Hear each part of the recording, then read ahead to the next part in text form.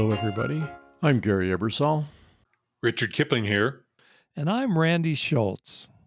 Welcome to Camp Codger, a podcast for people in their golden years. Join us to hear rocking chair wisdom from three old guys. Sometimes on a nice sunny day, it's hard not to run into somebody on an electric bike. It seems like e-bikes are everywhere, and they're ridden by people of all ages, from kids to grandparents. When Bea and I were in San Francisco a few weeks ago, we noticed dozens of e-bike riders. It's a great form of transportation in a hilly city with lots of residential side streets. In this episode, we're going to drill down on the e-bike craze, tell you about our personal experiences with them, and offer some advice on buying and safely riding an e-bike. Before we head out for our e-bike spin, Richard and his wife Allison are on a around the U.S. road trip. Thanks to the high-tech wonders of the modern world, Richard is live in the Camp Codger studios. Where the heck are you? Clarification for our listeners, it is not a e-bike trip around the country. It is a trailer trip around the country. We are in Wausau, and the reason is because we had to change our route because of rain and cold. So you went to Wisconsin to escape the rain and the cold? I don't understand. We had planned to go up north. We're still going to go to Mackinac Island, but we had to detour because there was rain and cold. But we have had a wonderful trip made up of 11s on a 10 scale and a few 2s on a 10 scale. Let me tell you a 2, which was our first 3 or 4 nights camping were in Teton National Forest. It was wonderful, except the camp was closed for the season. There was no light. There was no electricity. There was a pit toilet, not lit, so it was in the dark as well. And there were signs every 5 or 10 feet warning of grizzly bears in the neighborhood. So every night when I went out to do my business at the pit toilet, I was scared half to death that, Mr. Grizzly was going to come up behind me and end our camping trip early. That was a 2 on our 10 scale.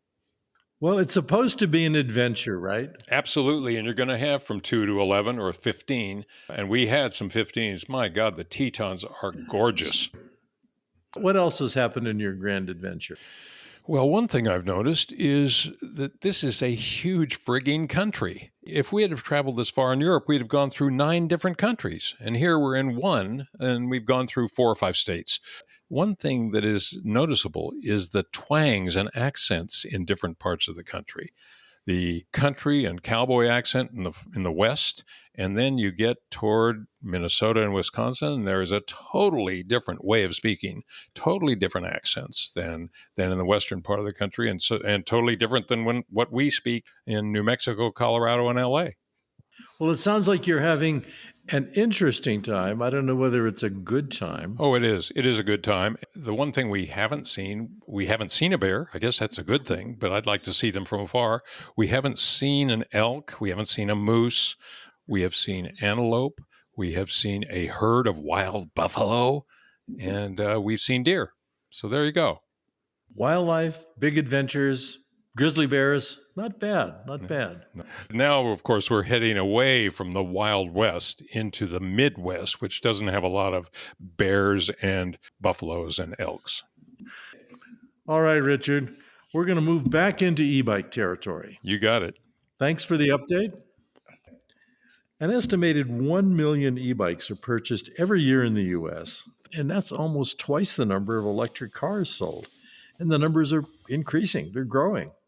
And you hear about it because everybody who has recently bought an e-bike loves to tell you about how much fun they are having on their e-bikes, right? E-bikes are here to stay. So what does it mean for seniors? What should you look for in an e-bike? And how do you safely ride an e-bike? We'll start with the codger's personal experience with e-bikes.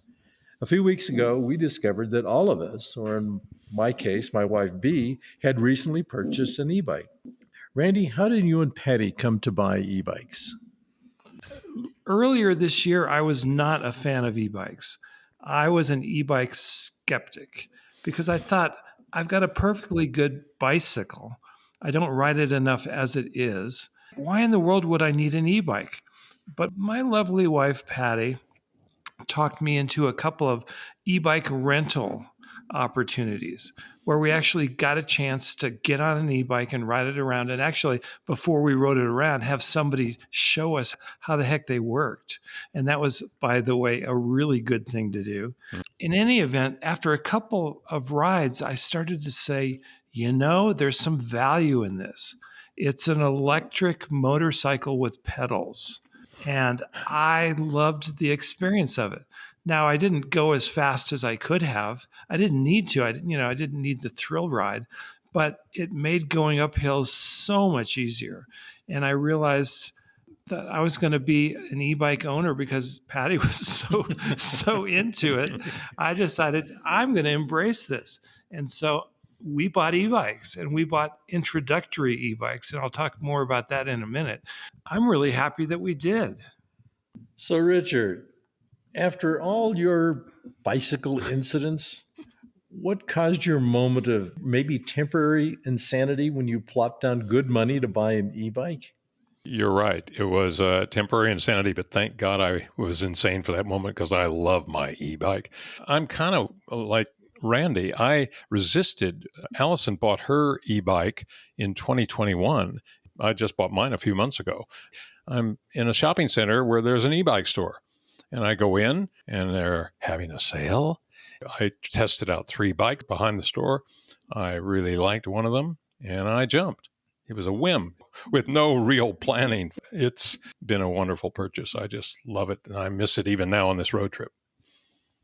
When Bee bought hers, it was largely because one of her knees was starting to hurt when we went on rides, and we were doing pretty regular rides, 12, 15 miles. I like biking. It's my favorite form of cardio exercise. But for her, it just became uncomfortable. So she bought an e-bike so she could stay up with me because there was a point where she just was too uncomfortable to ride her regular bike. It turned out to be a good alternative for her because she uses it as a way to get to her various engagements, her volunteer work she does around town. So she uses it as an alternative to driving, which is kind of interesting. It's one way people do use e-bikes. I think it sounds like all of us are in the e-bike world. Yeah, I'm still a novice. I don't look at myself as a diehard e-biker, but I can see myself going in that direction on my e-bike. Oh my God. Let me tell you my experience about e-bikes in the shopping mode of it. We all do that, right? Before we get a bike, we're going to do a certain amount of research and a certain amount of talking to our friends and maybe even visiting some stores. So I went online, I poked around, I figured out, man alive, there's a price range difference between the entry level stuff and the expensive stuff. Because I was entering this with some trepidation, there's no way I'm going to blow $5,000 on an e-bike. What? On my first e-bike, Oh, right? come on, Randy. You got to get serious. No, and that's not even the top end. There are e-bikes that cost $10,000 and more. I'm a cheapskate. So we went to a couple of bike stores. It was there that I learned that there are some e-bikes that are considered bicycles by bike shops and some that are considered essentially electric motorcycles. And one of the things that differentiates an e-bike from an electric motorcycle, according to these people, is that the throttle that you have on some e-bikes that lets you basically not pedal at all and just throttle it like it's a little motorcycle. Spoiler alert, that was one of my favorite things. I totally agree. And so this bike shop told me all uppity, no, sir, we don't even sell those. We don't consider those bicycles. It's like, well, you're not going to sell me a bike. I want the throttle. If you've ever owned a motorcycle, what you realize is that an e-bike with a throttle is kind of a kiddie version of a motorcycle. They're fun. I wouldn't have ridden Bee's e-bike if it didn't have a throttle because who wants to pedal? Who wants a bicycle that you have to pedal? It's not a bicycle, and it's an electric scooter. I was just the opposite because I was afraid that I would use the throttle all the time and not pedal and not get any exercise. Yeah, I'd be outside in the fresh air, but I wouldn't be getting any exercise. So, Richard, you have a pedal assist only. I do. which is one of the things that seniors need to think about. Do I want a Yes. throttle? Do I want to have just pedal assist? You need to think about, how are you going to use it? Is it just going to be a fun thing for a couple of quick rides, or are you going to use it as an alternative to a car? It's a really good question, Gary. I would love to use mine as an alternative to a car. I still have a certain fear of the roadways and all because of the accidents I've had on bikes. It's a great alternative to jumping in your car every time you need to go somewhere. If you're missing cream for your coffee, take your e-bike down to the store and buy the cream and come back. You don't need to waste a bunch of gas and try to find parking and all the rest of it. Nutritionally, I would say you probably shouldn't have cream in your coffee, but He meant to say almond milk. He was going down for almond milk. yes. We want to be healthy, old Oh, God. codgers. When you think about buying an e-bike, you have to think about what type you want. Which mountain bikes, road bikes, utility bikes, cargo bikes, folding bikes, and now some of the bike manufacturers have introduced trikes, an electric trike. That's just sad. I'm sorry. I think you have to be like 85 years old to be able to ride a trike and make it work. But it's maybe better than not riding, right? Maybe. If you're in the villages or some place like that in Florida where it's flat, an electric trike. A lot of seniors have balance issues, and a bike might be not the best, but a trike, you don't have to worry so much about the balance. That's a really good point. I retract my earlier comment. Well, a trike is an option, but there are a lot of choices. So think about that. Think about whether you want to have a throttle. Randy and I definitely vote for the throttle. For the No, throttle. boo. The throttle is so much fun. And you don't have to use it. The truth of the matter is, I don't use it that often. But on the way back from a long trip, it's nice to just take a break and keep moving and just have the throttle power the bike home. Only way to go. That's my vote. One of the things I wanted to go back to is this whole idea of an e-bike as an alternative form of real transportation, not exercise transportation, but something that you can hop onto and run an errand on. One of the types of bikes is a cargo bike that you can buy where there's a little basket on the front or the back or a little rack where you can strap things down on. I read a story online that talks about the popularity of e-bikes and e-cars. It made the assertion that e-bikes are more likely to save the world than e-cars because we really, as a culture here in America, need to be driving less. Whether it's a gasoline powered car or an e-car, an e-bike is a much better urban alternative to running errands. Have you guys done much of that at all? Personally, I have not. Have you guys used it as a utility vehicle? B does. She actually will ride 5 or 10 miles around town going to her volunteer engagements on her e-bike rather than drive the car. We have neighbors who have, I think, 3 e-bikes. And in the middle of the winter here in Santa Fe, you'll see them out riding their e-bikes as an Wow. alternative to driving. It's quite amazing. They're really committed to using their e-bikes as alternatives to driving. What are some of the other things that people should know about e-bikes?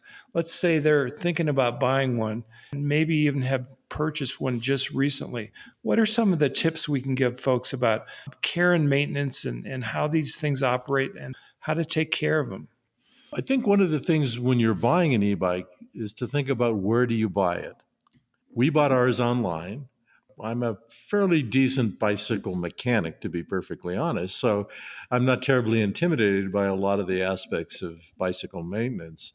So for us, it was pretty straightforward. There's several good online suppliers of e-bikes. You can get some pretty good information. We ordered it, it shipped, it assembled pretty easy. But that's not for everybody. I think a Right. lot of people, particularly if you're new to e-bikes, should probably go to a local bike shop. You're going to get some advice, you're going to get some guidance, and you're going to also find a place to get your bike serviced. Right. I think that's exactly right. A lot of the e-bike manufacturers now are new. They're not the old classic bike people. When you see online all these new e-bikes for $899 by some brand you've never heard of, and it's online, you can't get it serviced by your local e-bike dealer. I decided that it was critically important that I buy my bike at a store that services e-bikes. Yeah, that's a good point. A lot of folks are going to choose to buy an e-bike in a store just because of that service aspect. And oddly enough, I got a lot of good information about bikes at stores when I was making my decision. Then I decided I wasn't going to spend the kind of money that a lot of the stores charge, because they tend to have a higher level, higher price point for bikes. So we bought online, sight unseen, after doing a lot of, poking around on the internet, and it worked out great. Assembly wasn't that difficult because it comes with instructions. Quite honestly, once you've got the bike put together, it's really easy to operate. I think one of the things we need to think about and people should consider is when you're riding an e-bike, we think it's a bicycle, right? The first thing that comes to mind is, oh, it's just a bicycle. I take a little bit more of a counter view, and I think you're riding an electric scooter. A lot of e-bikes weigh from 50 to 70 pounds. That's heavy. You can be zipping along at 28 miles per hour.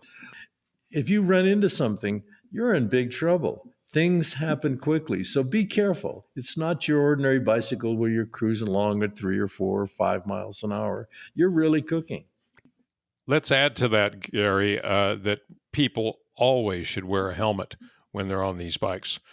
I have strong evidence to prove that, since my helmet saved me on my regular bike, saved my life, according to the ER doc. Helmets are an absolute necessity. When you go in the shop and you buy the bike, buy a helmet to go with it. Yeah, absolutely. And buy a good one. I finally bought a reasonably expensive, solid, good helmet, and it feels better, and I feel better wearing it. Good advice. And I also bought a pair of gloves because I figured, hey, I am moving along at 20 miles an hour, and I want to be as safe as possible. And to be really boring, I'm going to close it with don't forget to wear glasses, whether they're clear glasses or sunglasses. When you're cruising along at 20 miles an hour, when that bug hits you in the eye, glasses, gloves, and helmet. But you guys, there's one thing we have not mentioned that's critical, and that's security of the bike. These bikes are valuable. I mean, they cost $1,000, they cost $2,000, they cost $3,000. If you haven't got that secured by a really first-rate lock, you're going to be out of luck. That bike will be gone. Good point. Guys, do you have anything you want to add here? Get on your bike and ride. E-bikes can be a boatload of fun and functional, and I rather enjoy a spin on B's e-bike myself. It's a small reminder of my Triumph motorcycle and Vespa scooter days, a little more sedate, appropriate to my age, and a lot safer, for sure. Listeners, we love hearing from you. Have you joined the e-bike club? Tell us about your experiences. Have any questions about e-bikes? Drop us a line and we'll try to help out with some answers. Thanks for joining us, and we'll see you next week here at Camp Codger. If you enjoyed this episode, subscribe to Camp Codger in your favorite podcast app or sign up on our website. As always, we would love to hear from you. Drop us an email at campcodger@gmail.com, post a comment at www.campcodger.com, or leave a voicemail at 505-216-6171.